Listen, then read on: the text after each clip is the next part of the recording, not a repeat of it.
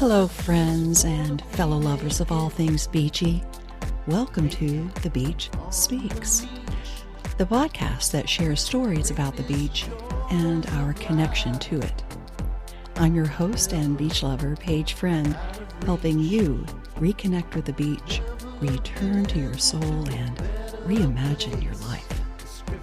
So grab a cool drink, relax in your beach chair, stick your toes in the sand, and enjoy this episode of The Beach Speaks.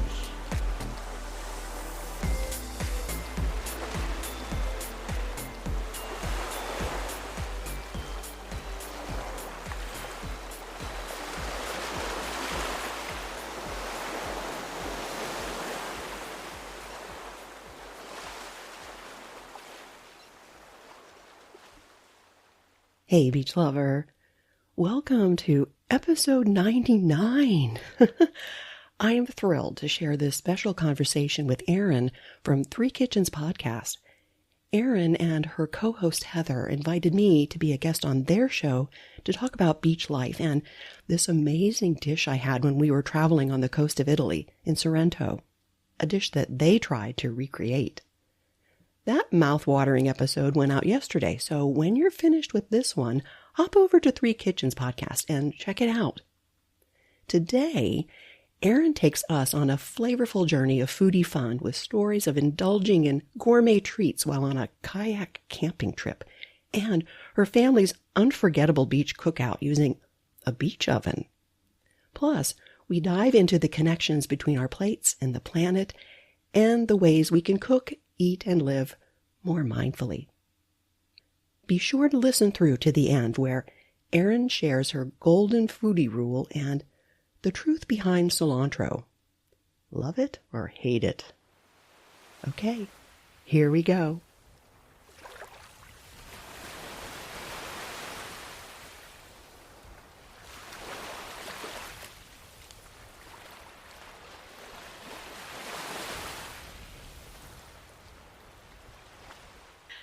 Hey, Erin, welcome to the podcast. Hi, thanks for having me, Paige. I'm really excited about this because I had such a good time visiting you on your podcast and talking things beach and food. Yes. So when you said, hey, yeah, we would love to be on your podcast, I thought this is wonderful. So thank you. Well, I'm so glad that you could join us. We really enjoyed our conversation, and you provided a winner of a meal. My goodness, it was so delicious. Your recipe was fantastic. I got to make it, and it's going to stay with me forever. What was it you said on one of your episodes? You just want to shove it in your mouth or put it in your mouth fast as possible. Just Well, thank you for the thumbs up on that recipe, because that was very unique and special to us. And I was really, really happy to share it with you and your listeners. And those of you who are listening right now, it was an eggplant Parmesan recipe that we had experienced in Sorrento on our visit to Italy. And I will share that recipe with you who are listening. I'll put something in the show notes for you so you can. If you're interested in it, go for this one. This is the recipe to make. Yeah. Very, very tasty. And I think we almost got it to where we had it in Italy. Anyway, let's talk beach, shall we? I love that idea. Yeah. Well, the first question I ask all my guests is, how is the beach speaking to you today? Well, I'm a landlocked Canadian prairie resident, and so it's a bit of a long distance call for me today. Unfortunately, but it's always there. It's a place that we love. It's about a 12-hour drive if we're going to get to the ocean from where we are, so it's not easy, but we go back to the beach all the time, and it's just a place where we connect as a family. My husband and I connect to each other, and we really spend a lot of time just being really mindful and reflective at the beach. And we can just spend hours at the beach, and it's like 5 minutes has gone by. Tell me more about this beach that you like to visit. Put me there. Describe it for me. Well, the first vacation that my husband and I ever took traveling together was to a beach on the Pacific coast of Vancouver Island. So it's a temperate rainforest up there. It's cold. The water's not anything to really get in past your knees, maybe. If you have a wetsuit on and you're brave, I guess that's how you would go into the ocean. We see people do it. When you say the beach, it is really just the beach that we're going to. On the inland side, there is really drastic tides. And so the tide will go out, a kilometer or something. And when it's out, you can just wander forever. And there are shells and crabs and tide pools and little creatures running around. And you just grab your cup of coffee and you wander out there and you just see what you can find. And then as the tide comes in, you get closer and closer. And have you seen any wildlife like seals or whales, anything like that? We do see some up there. We took our family back there a couple years ago and we did a kayaking trip down through an area called the Broken Group Islands. And so a guide kayaked us between these little islands. And he was also our cook, which was really fantastic. I didn't have to plan meals. And then we just camped along the way at these different little islands.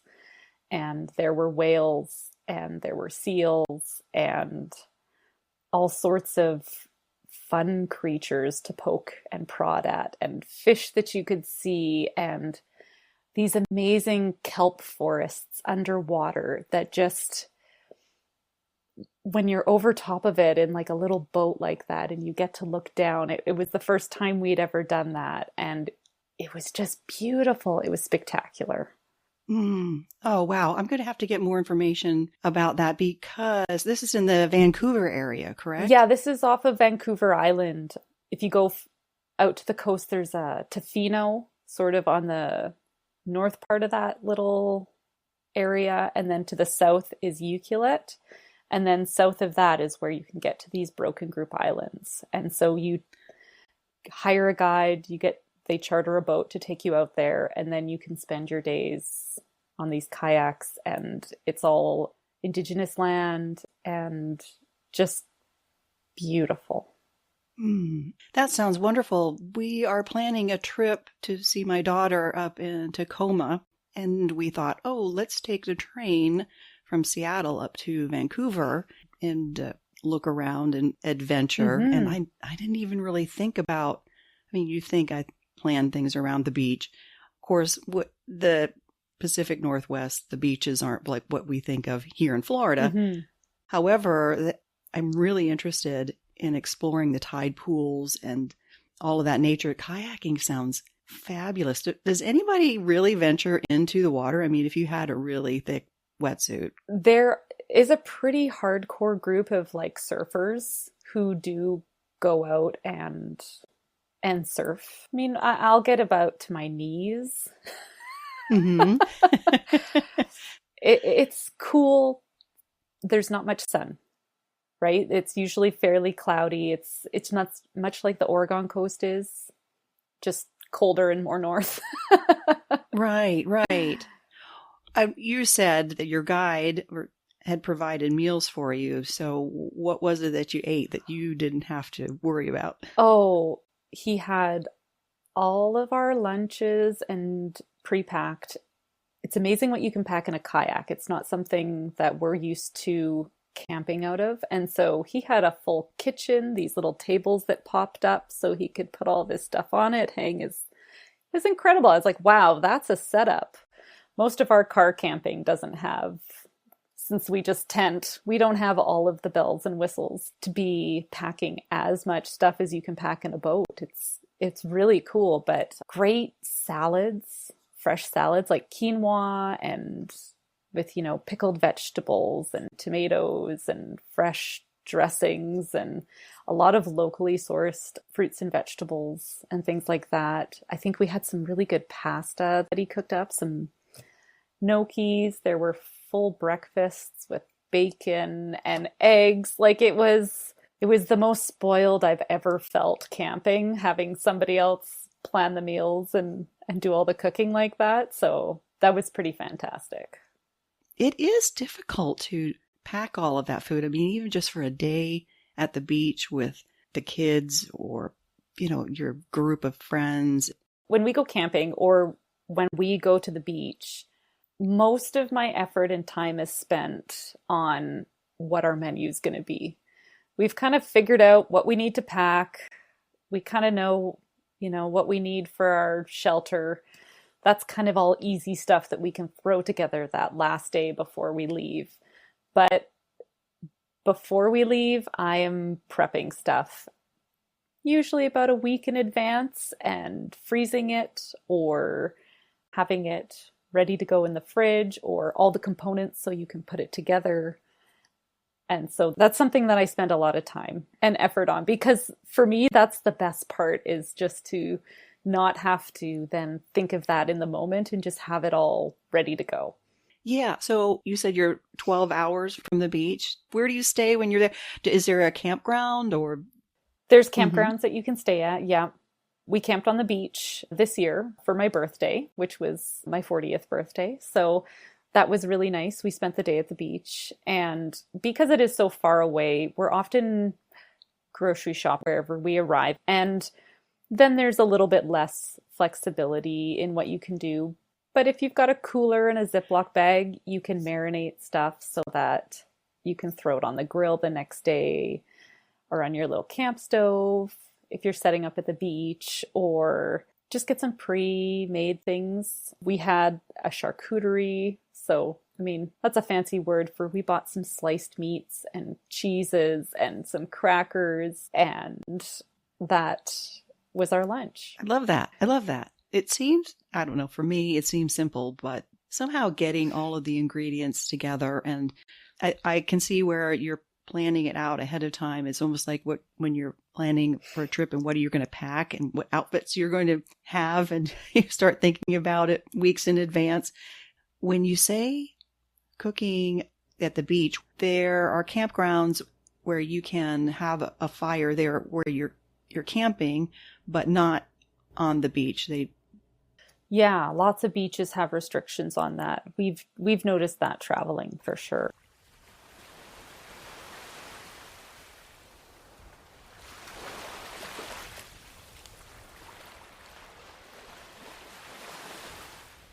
Is there much talk about the conservation of the beaches in that area, or how things are protected? Absolutely. There's some really cool science going on over there. I have a background in ecology, and I worked mostly in freshwater ecology, just being that we live on a really beautiful river. We're sort of the top big city that sits on our river here. And so I did a lot of research and work in the rivers and looking at the fish and the little creatures that live there and the algae populations and stuff like that. Mm-hmm. But out on the coast, there is somewhere called Bamfield, and it's a research station that does a whole bunch of that cold Pacific Northwest ocean ecology, because that's one of these really dynamic, important systems in maintaining our oceans.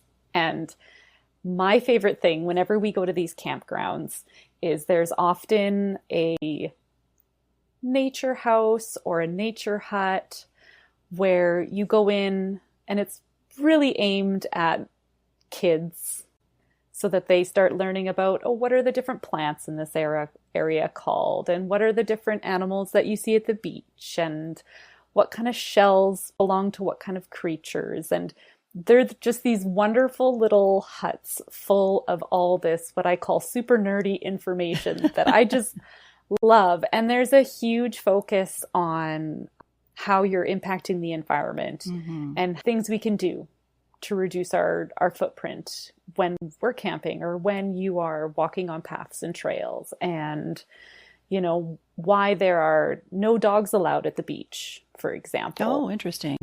In certain parts, because they will chase the birds that come and land there, and that'll cause problems in the bird population, and that can trickle down to the creatures that live on the beach population, and it's all really interesting stuff. And so my favorite thing is always to go check out the nature house and learn about the area. And they have great little packs for kids that have little, coloring pages, and then get them to think about, hey, this is a different environment, especially if you're traveling there from a completely different area of the country or the world, and you haven't been in these areas before, what to look out for and what to be mindful of. Yeah, I learned from an ecologist friend of mine not to touch the starfish. I was talking about, there were these starfish that came up on the beach, and I picked one up, and she said, don't pick them up. And I said, why not? And she said, well, you don't know what's on your hands, and you could transfer any kind of thing to them. And, they're a living creature. And I went, but it's a starfish. She didn't berate me too terribly much. I mean, it's understandable. And then I think about shells and how beautiful the shells are. And you really want to take a bunch home with you. And there's this, do I, don't I, am I taking something that really should stay here? That sort of thing. However, I do know in Costa Rica, there are some areas that are protected, and they say, no, just enjoy the beach, but don't take any of it with you. So is there anything in that area that you've seen? They definitely have signs that tell you, if you see it, Yeah. take a picture. It'll last longer and be better than just taking it with you. Traveling with young kids too. I mean, they want to collect everything. They want to take their treasures everywhere with them. Mm-hmm. You don't go anywhere without having a stick follow you. And so we will collect things. Yeah. And then we will return it the next day. So we'll bring it all wherever we are if we're staying somewhere, and we'll be, okay, let's see all these shells, and we'll take them back to our campsite and we'll check them out, and we'll, arrange them by size, or which one do you like the best, or we'll compare them to what we saw in the nature house, or, and then we'll go take them back. We usually have a margarine tub or Tupperware container, and we'll just go take it back and leave it out there, because there's, even though something's not living at it right now, something could be living in it later on, because we do have hermit crabs, and they are always adopting new shells. The kids are a lot more receptive to those ideas than we adults are, I think. Probably, yeah.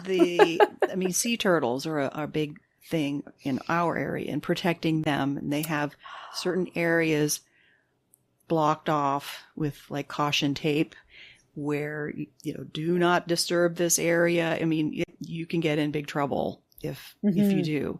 And then there's a lot of stories about the straws and the plastic in the ocean, and how and there's invariably these kids see in their science class or whatever a straw that's stuck into the nose of a beautiful turtle. And I was talking to one of our granddaughters about plastic in the ocean and straws, and she said, I think she was maybe in first grade. She said, oh yeah, straws go into the turtle's nose, and then they can't breathe. You don't want that. And I thought that was really kind of profound coming from a first grader, but I was glad that she knew that. Yeah, we get a very different education for our kids about being more environmentally aware of what we're doing. And I know for the longest time, my kids would refuse a plastic bag when they were offered a bag at a store, like, well, do you have paper?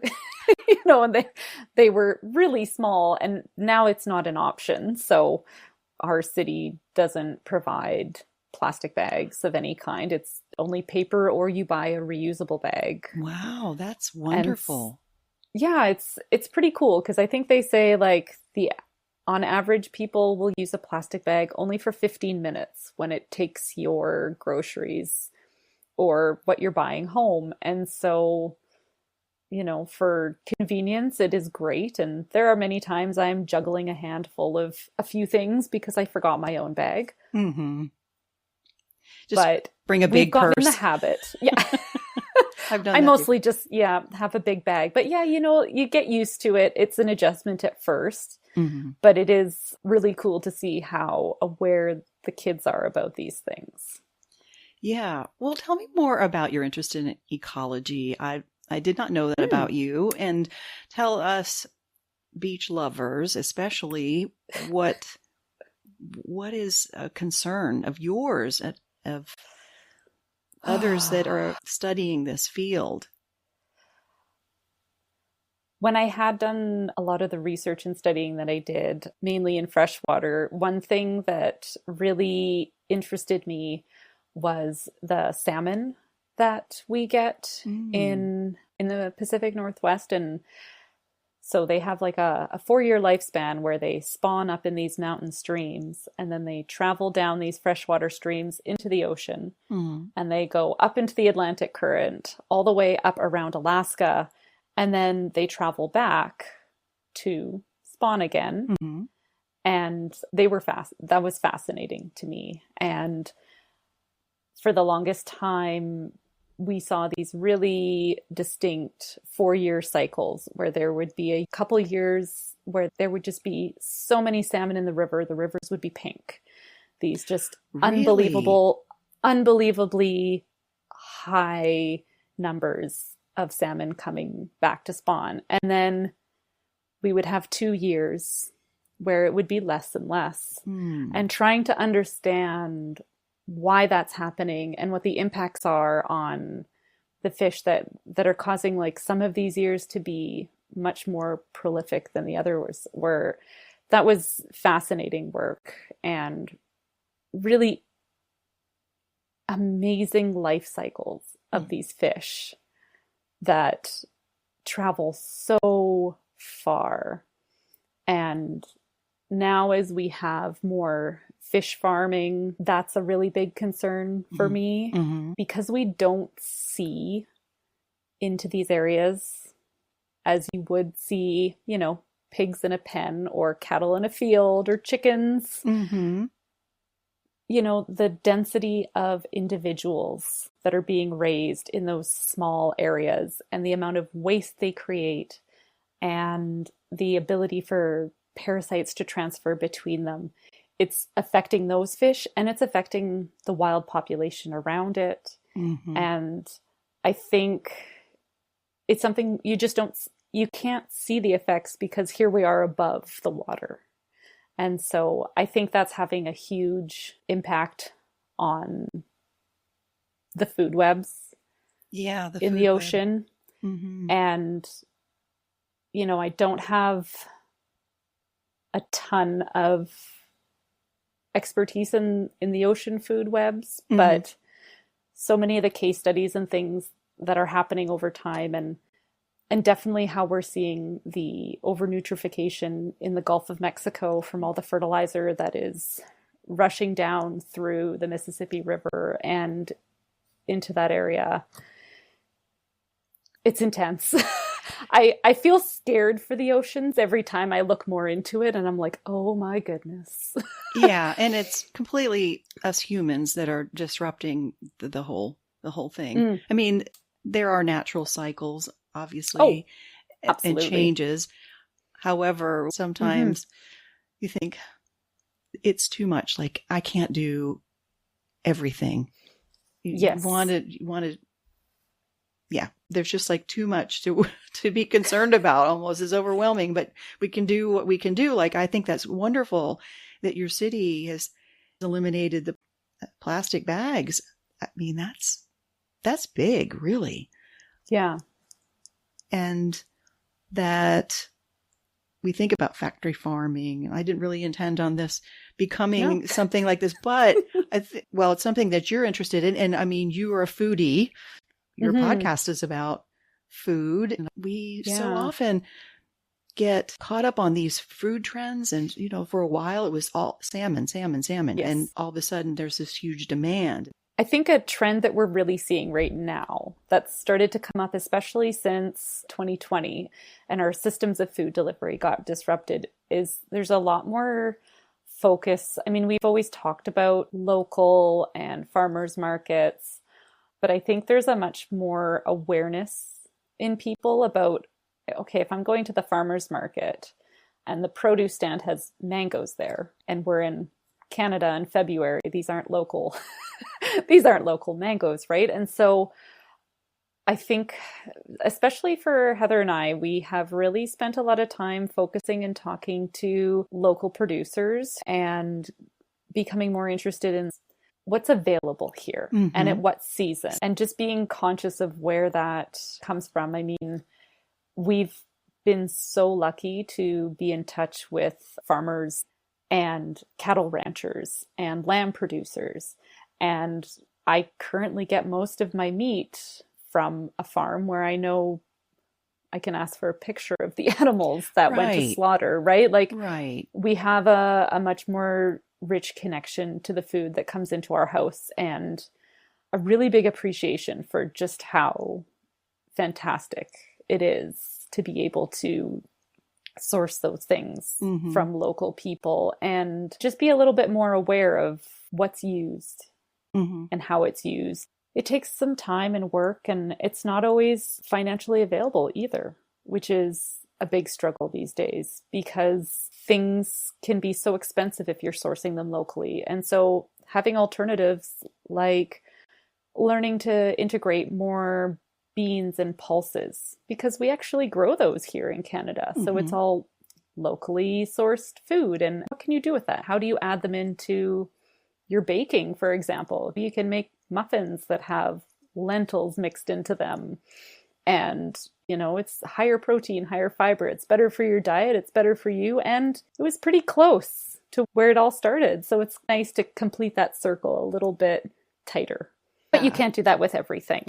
So it's making those trade-offs, and also appreciating. I'm often stunned at what we are able to procure from our grocery stores. We have lost, at least I feel like I've lost touch with the joy of cooking and that connection. Just like I feel connected to the beach because I go out there and I spend time and in gratitude and appreciation and all that. I don't put that into my cooking. I just don't take the time when I'm cooking to be with the food and be mindful. So thank you for reminding me of that. Even if I'm making avocado toast or something like that, something kind of simple, be with it. Yeah. I think it's easy to get rushed because it seems sometimes like fueling our bodies is just another job to check off the list 3 times a day. And that can be joyless when it's just an ends to reach. And so that's something that I think we've always done and enjoyed a lot of, is that you can really get into the process of doing it. And just, I don't know, my favorite time of day is, 4:30, I get into the kitchen, and sometimes I have a plan and sometimes I just have something pulled out. And I think, okay, what do I feel like right now and what can I see? And I just spend time playing and just, oh, this looks good, or this smells nice, or, just really being present and just enjoying those moments cooking. And I especially love when I get to do that outside, if we're camping at a campfire, or if we can eat at the beach or have a picnic, having it all prepared ahead of time and just being able to bring it out and just sit back and have the quiet. If everyone's eating, everyone's quieter. And then we all get that peace.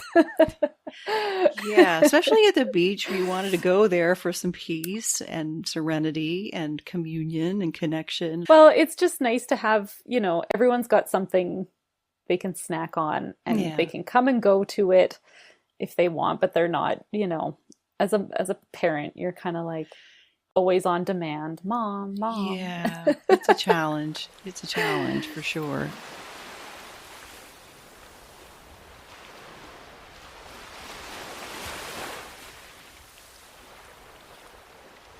We've had a pretty, I would call it epic cookout at the beach that definitely is one of our family's favorite memories of going to the beach. We had traveled to the Oregon coast as a family, and we had rented a few Airbnbs along the beach, just south of Cannon Beach, around that area. And it was ourselves and a whole bunch of extended family as well. So we had a big group of people all coming together, and we were all at the beach.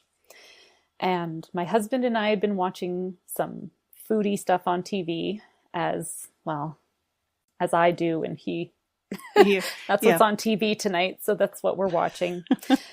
And we came across this method of cooking in an earth oven, and that you can do it at the beach. And luckily enough, the beach we were staying at, fires were okay.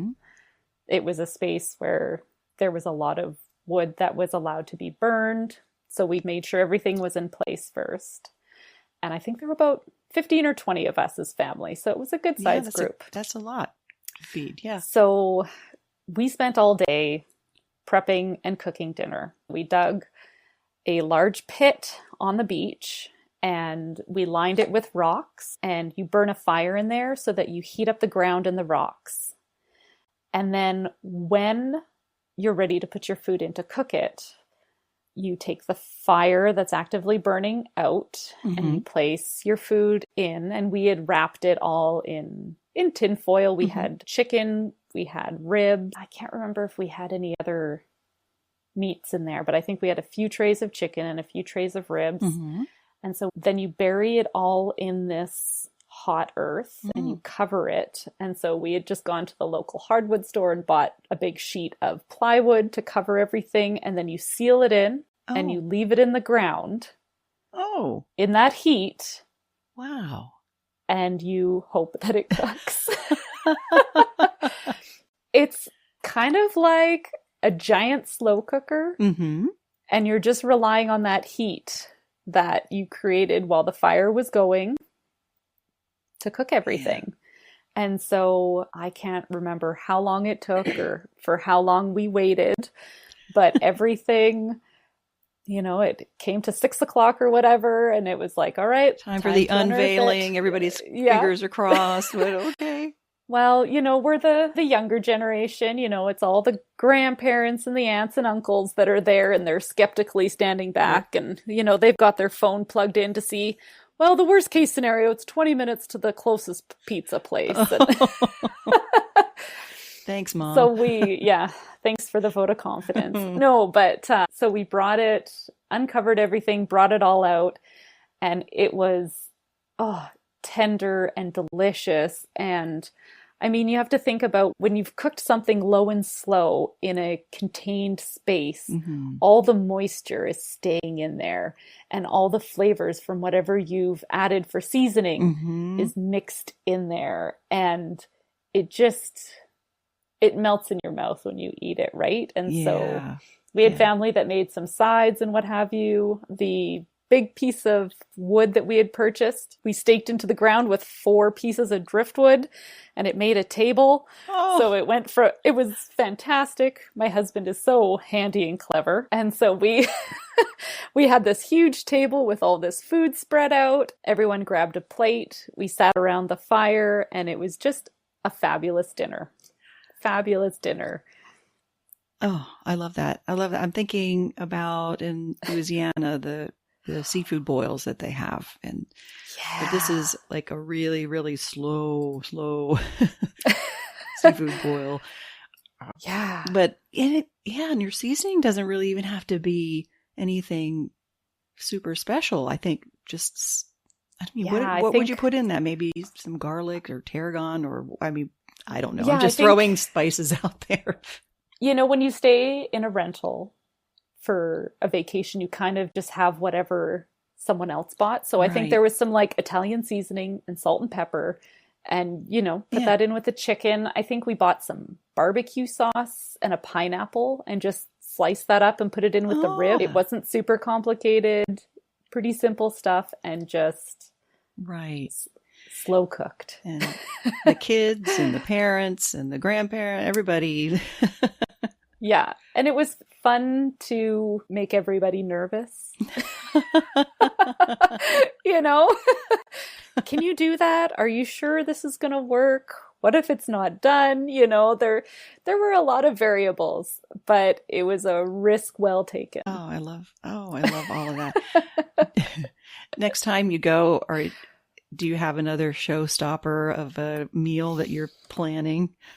No, I don't think so. I think that.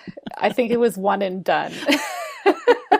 We haven't been to a beach again with that family. No, I think it's been different locations that we get together, and but that's one of the things that I love about the beach and stories like that. I mean, you only have to do that once, and there is a story that you all can participate in one way, or that you will all remember that experience. And that's one of the things I love about having this podcast, is that there's always a story that has something to do with the beach that connects us all. I mean, I think a lot of us can think of family gatherings where we've tried to put a big meal together, whether, I don't know, you're at a campground or even at home, and you think, I don't know if this is going to turn out. And, and everybody's standing around like, okay, let's see how well this goes. And then voila, it turns out so well. That's probably my biggest fear, is that I would spend so much time putting something together and that it would just be a disaster. Yeah. So I let that fear kind of keep me from doing anything that I'm not relatively sure that's going to turn out edible. Well, we had a couple cousins that are around the same age as us, and we were all just, we're going to do this. Yeah, this sounds awesome. All right, let's do this, and how did you come up with the idea? It was from watching the food shows on Netflix. Oh, it's called Chef's Table. Okay. And there's a chef named Francis Malman from down in Argentina. Mm-hmm. He does this incredible cooking, and this earth oven idea, I think, came from him. And then another chef was also doing it on a beach somewhere in New Zealand, this whole cooking underwater, or like when it's like heated geothermal waters that you can get in some of these places, and burying stuff in the sand where it's boiling hot, and people make bread using this method. It's incredible. So, okay, well, we like to take we're a little bit like, okay, let's go do the crazy, and we just commit and go. All right. After we record, I'm going to go tell my husband we're going to the beach and we're going to make bread. I don't know about that one, but no, apparently it's been done. Actually, he's a lot more adventurous in that regard. And yeah. I was also thinking about how you said you cooked shrimp. For the first time. For the first time. Tell me about that. Because, I mean, it's ubiquitous here. I mean, everybody cooks shrimp here. It is. So. The only way you get it here is frozen. Okay. And my family doesn't, like half of my family, they don't eat shrimp. They don't like seafood. Mm-hmm. It's just not their thing. And so I don't go seek it out. Right. If we're out at a restaurant, I'm definitely getting shrimp because somebody else is cooking it and they know what they're doing. But we had a guest that came on and she suggested a shrimp meal. And so I said, okay, I'll take it on. I'll do it. And it was intimidating for sure, because I didn't really know where my endpoints were. There's so much in cooking that you just get to know over doing it lots. But then when you step into it the first time, it is like, I have no clue what's going on. And so I think I probably overcooked it a bit. And I have some recommendations on how to do it better next time. And my one son who does eat shrimp with me he was all over it. Oh, good. So it was a win. It was really good.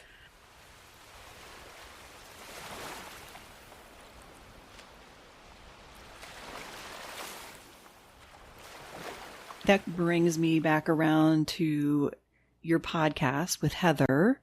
Yeah. Tell me about the two of you and how you got together, how this podcast came about and what it is. I want to know all the things. Yeah. So I mentioned that I really love that time in the kitchen when it's time to cook. And it's something that it was a time during COVID when we would all jump on a video call together.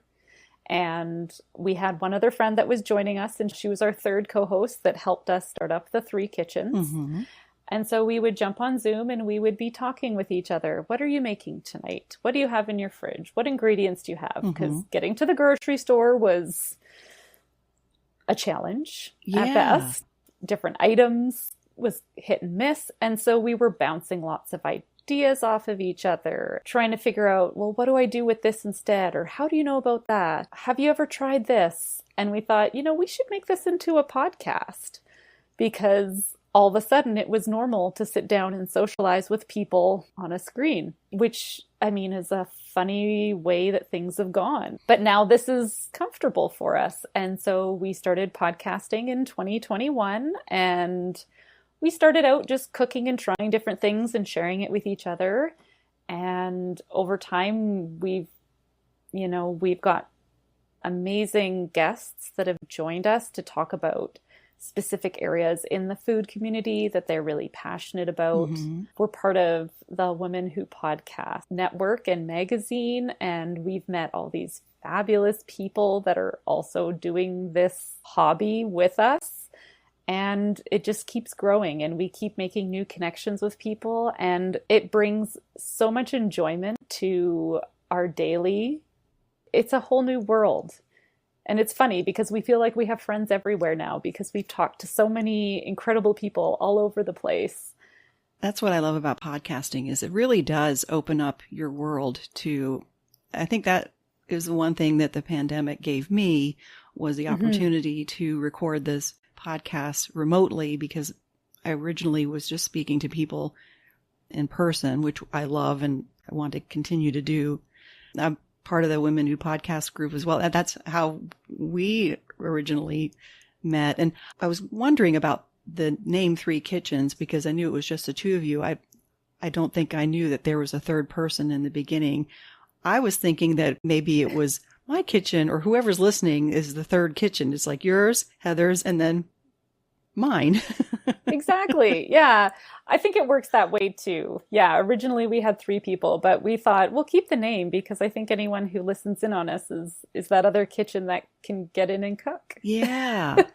Well, you do inspire me to jump in and do a little more adventuring. And I appreciate that when you make something and then you have, here's what I would have done differently. That I didn't have this ingredient, so I substitute that ingredient, and it turned out fine, and things like that, because that gives me the confidence to think, okay, well, there's not always one specific way to do it. Yeah. And just be present with your food, right? Yeah, just enjoy the process. Yeah. Sometimes, often, I get behind on making dinner because I'm like slowing down as I'm chopping, just because chopping up the vegetables. I love that repetitious kind of work. Washing dishes, love it. It's that time to just, what you're doing with your hands, and then your mind can either focus exactly on what you're doing if you really need to, or just wander about your day and where things are going in life, and just like wandering down the beach and picking up shells and just watching what's happening around you. And those types of things just are a reason to be joyful. I think we do need a lot of that. You don't need to make what we make or try things that are totally out of your comfort zone, but it's okay to just make Hamburger Helper and be happy doing it, right? Make craft dinner and just be happy doing it. And how can I zhuzh up this macaroni and cheese that the kids want to eat 3 times a day? There you go. I personally put a little bit of mustard in when I make my mac and cheese. So, that's secret the secret ingredient. Or that's at least what my kids say. So I'll go with it. Just remember, I don't know if you remember in the States, the shake and bake commercial. Mother, why isn't my fried chicken as crispy and juicy? I want your recipe. Grandma didn't fry. But it's crispy like fried. Can I tell? It's shake and bake, and I help. Shake and bake coating mix. It's better than frying. It's shake and bake, and I helped. Absolutely. Yeah, no, that's a staple in my brain. Well, I'm really enjoying this conversation, Erin. I appreciate you coming on and sharing your experiences at the beach and a little about our food system and ecology, all that, because it is all connected, right? Is there anything that you would want us to know about cooking, about food, any message that you want to give us? I know I'm kind of putting you on the spot with this, but I'm curious if there's something that you wish everybody knew or everybody would do. Oh, you know what? Actually, I'm gonna torture my children with this. Okay. I'm gonna give the same advice that I give to my children, and I also pester my husband with this. When you're trying new foods, if you don't like it, that's okay. I always tell people, try something 10 times before you say you don't like it. 10 times. Try it like 10 different years, because your taste buds change over time. And something that you didn't like before, you might suddenly like now. I think sometimes we get into those like habits where you're always just eating the same thing or you don't try something different. And it can be so exciting when you try something, because I felt that way about shrimp for years. Nope, seafood's not for me. We don't live close to it.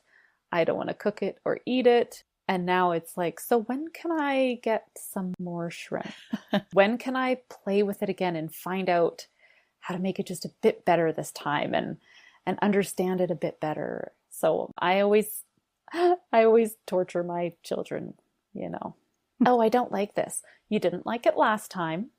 Try it again. Because I think adults are just as picky eaters as kids sometimes, because it's easy to always eat the same things.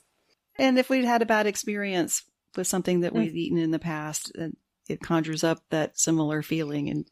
But you don't know. Not to say that there's just some things that people really don't like. I want to ask you, because this is one thing everybody talks about, is cilantro. Either you hate it or you like it. I can't eat it.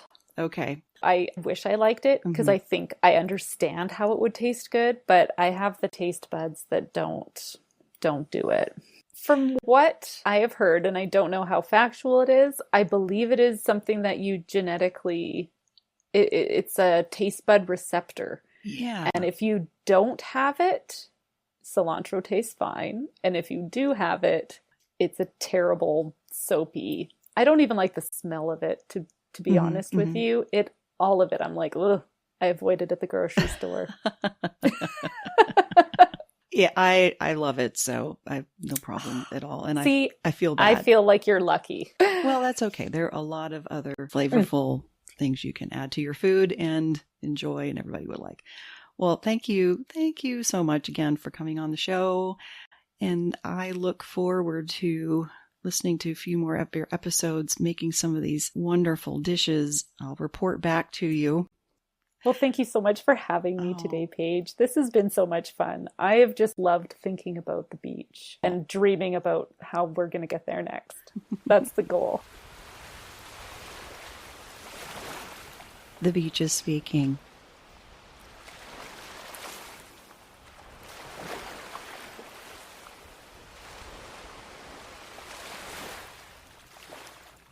So, my dear beach lover, are you a cilantro lover or hater? It's okay, I won't judge. You can't fight genetics. What's a food that you refuse to try once, let alone 10 times? For me, it's octopus. That's a hard no. Have you seen the movie My Octopus Teacher? You know, What's a yes for me? Hearing your beach stories. I know you have one. Would you like to share yours on the show? Click on send a text at the top of the show notes or go to my website, thebeachspeaks.com, and tell me how the beach is speaking to you today. And one last thing. I am so excited to celebrate my 100th episode of the podcast with you later this month. I honestly can't believe it. You know, I almost quit at episode 50, but the beach said, keep talking, Paige, because you, my dear beach lovers, are listening.